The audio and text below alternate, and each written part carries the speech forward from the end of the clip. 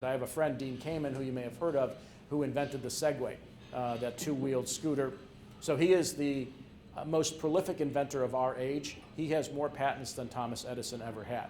So along with some of these industrial devices that he's invented, he is now engaging in a full-scale practice focused on regenerative medicine in Manchester, New Hampshire, where he fully plans to create human organs from stem cells printed on 3D printers, so that if you need a kidney replacement, you'll be able to do that without the fear of rejection, without having to use rejection medications, which are extremely costly and you typically have to take for the remaining years of your life.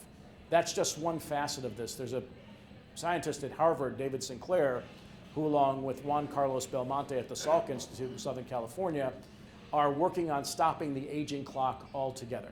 And as Sean pointed out, I do talk about this. Among the millennials, it's been believed that the first person to live to 150 has already been born.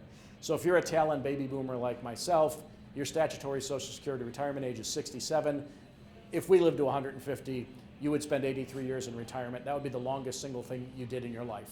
So as much as I love CNBC, there is not enough daytime television to survive 83 years on the couch. You can't play that much golf, so you really have to think and rethink work-life balance. You have to think about exactly what we do with entitlements. Even if the life expectancy in the US were to go from 78 to 90, that's an extraordinary change in the math from an actuarial perspective and will require a total rethink of how we live our lives. Fastest growing cohort in the labor force right now is above 55 years old because of the birth rate issues that we're having at the moment, and I'll talk more about that as a challenge in just a minute. But this technological revolution has been extraordinarily important, and it's going to drive change at a much faster rate than people expect.